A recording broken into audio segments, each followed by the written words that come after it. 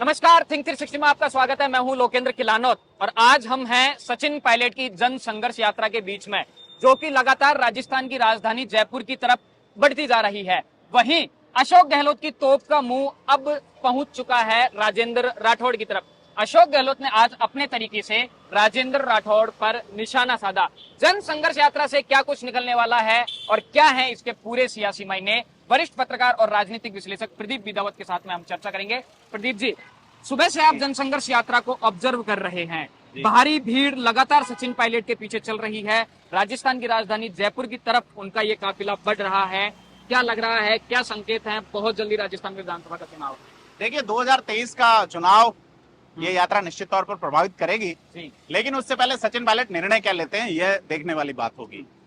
आपको अगर इस भीड़ को आप देखें जो साथ चल रही है, तो तेरे आने का दिन है, तेरे रास्ते में बिछाने को चमकती धूप में साये इकट्ठे कर रहा हूं मैं।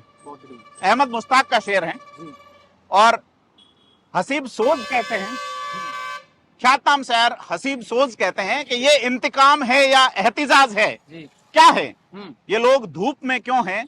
सजर के होते हुए। एहतिजाज का मतलब होता है वह व्यक्ति जो समाज में बदलाव का हिस्सा बनना चाहता है। बहुत सारे लोग हैं जो समाज में बदलाव का हिस्सा बनने के लिए इस धूप में एक राजनीतिक जमीन की धरती जोतने के लिए जो हलवा चल रहा है उसके साथ चल रहे हैं। इनमें वो लोग नहीं हैं जो किन्हीं पदों पे हों, इनमें वो लोग नहीं हैं जिनकी वो लोग नहीं हैं जिनकी राजनीतिक महत्वाकांक्षाएं हों।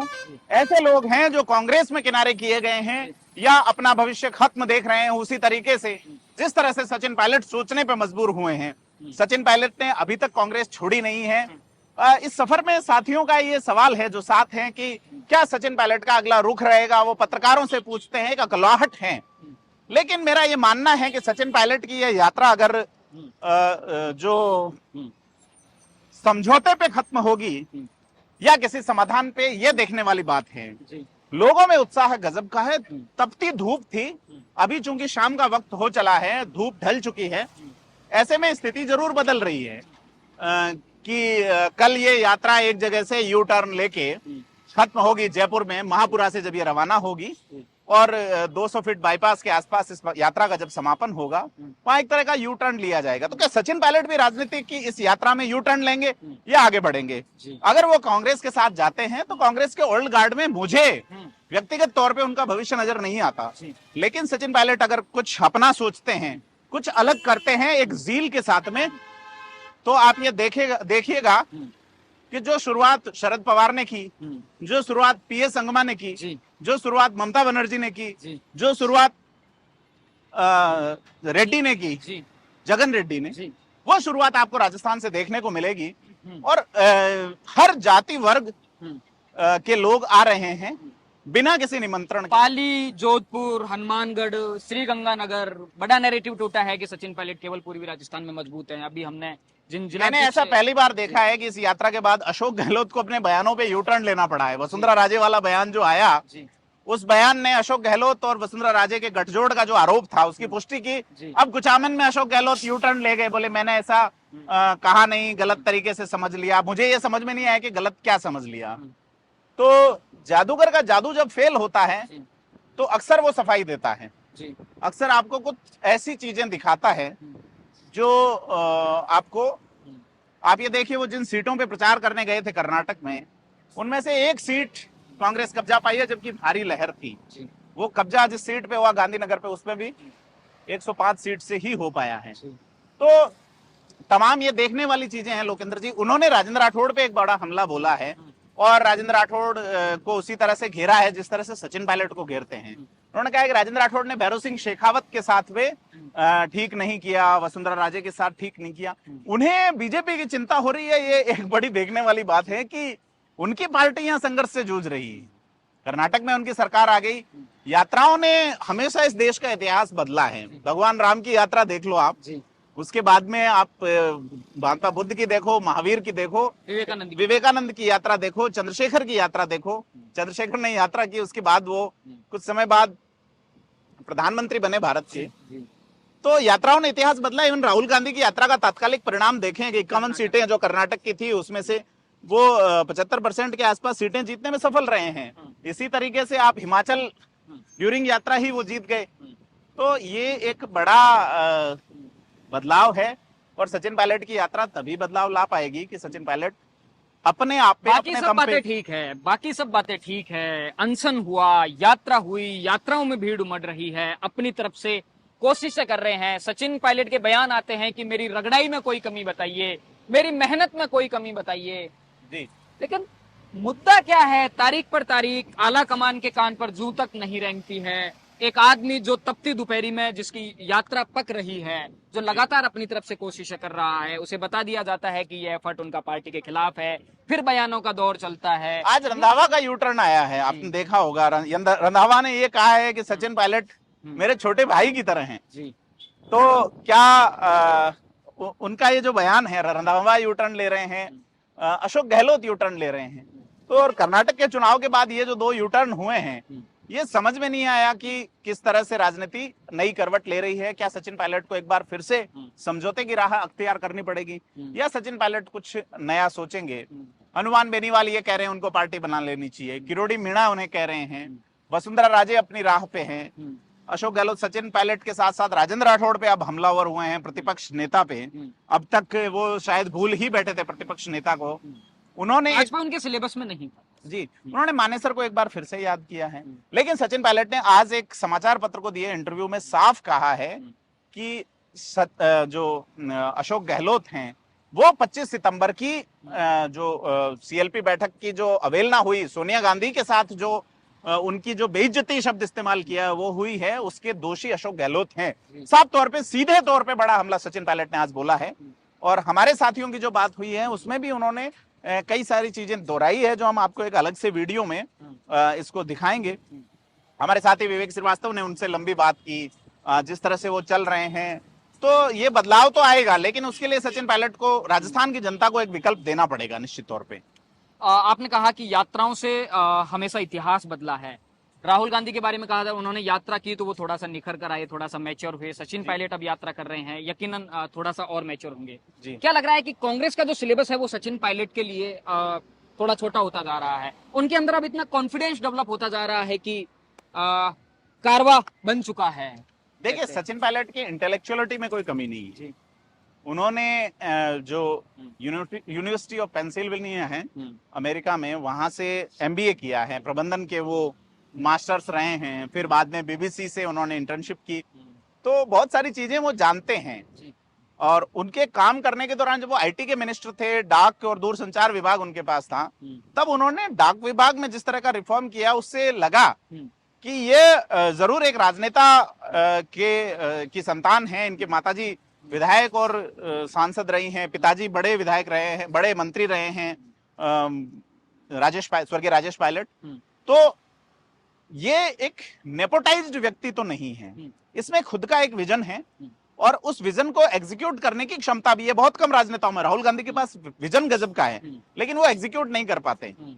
तो एक नेतृत्व की क्षमता की बात जब कही जाती है कि एक नेता जो है उसमें विजन हो, विजन को वो वाचा की शक्ति में, यानी कि लोगों को बता भी पाए कि मेरा विजन है, ये मैं चाहता हूं, और उस बताने के साथ कर भी जाए, तो वो एक अच्छा नेतृत्व दे पाता है। अब तक सचिन पायलट को लगातार कांग्रेस के द्वारा इग्नोर किया जा रहा था। वो लगातार अपनी कोशिशें कर रहे थे। आलाकमान एक बार नजर उन पर गड़ाए, उनकी मेहनत को देखे, उनके एफर्ट्स की थोड़ी सी वैल्यू समझे। इस यात्रा के बाद आपको क्या लग रहा है कि सचिन पायलट कांग्रेस को इग्नोर करने की स्थिति में आता है? देखिए, कांग्रेस में जो आलाकमान जिसे आप कह रहे हैं, वो एक ओल्ड गार्ड है। ओल्ड गार्ड ने कांग्रेस में कभी भी यूथ लीडरशिप को आने नहीं दिया। राहुल गांधी ने इस परंपरा को तोड़ने की कोशिश की, और वो कोशिश मोदी लहर में की, तो वो सीटों की दृष्टि से सफल नहीं हो पाए। ऐसे में उनकी जो एक कोशिश है, ज्यादा कामयाब नहीं हो पाए। अब अगर मैं आपको लगातार बताता रहता हूं 90 साल पुराना इतिहास, कि यूथ ब्रिगेड जब आना चाहती थी तो महात्मा गांधी उसके खिलाफ खड़े हो गए। जो सुभाष चंद्र बोस का दौर था, उस दौर के करीब 30 साल बाद में जब यूथ ब्रिगेड आगे आना चाहती थी, तो के कामराज और उनकी टीम सिंडिकेट उनके खिलाफ खड़ी हो गई। उस सिंडिकेट को इंदिरा गांधी ने तोड़ा। उसके बाद में जब यूथ ब्रिगेड आगे आना चाहती थी, तो देवकांत बरुआ और ये जो लोग थे कि यूथ ब्रिगेड के रूप में संजय गांधी ही आगे आएंगे, हालांकि संजय गांधी की अपनी एक सिंडिकेट थी। तो उस समय बाजी पलट गई, जनता पार्टी के पास सरकार चली गई, कांग्रेस का पहली बार शासन गया देश में। लेकिन जब 97-98 का दौर आया तो तिवारी गार्ड खड़ी थी। तो यूथ को इस तरह से कांग्रेस में रोकने की परंपरा है।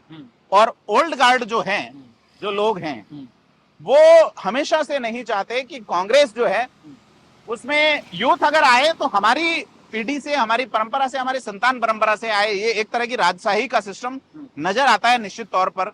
और राहुल गांधी ने इस सिस्टम को तोड़ने की कोशिश की है, इवन प्रियंका गांधी प्रयास कर रही है। लेकिन उनकी जो पार्टी का जो सेटअप है, मैंने किसी एक बड़े कांग्रेसी का इंटरव्यू सुना था। उन्होंने कहा कि कांग्रेस के अध्यक्ष के वहां से, जब सोनिया गांधी अध्यक्षा थी, अगर ये कहा जाता है कि आप ए काम कीजिए, तो हमारी जो फर्स्ट लाइन के लीडर है वो नीचे कहते हैं कि आपको बी काम करना है, नीचे वाले सी काम को करते हैं और ऊपर रिपोर्ट देते हैं कि हमने डी काम कर दिया है।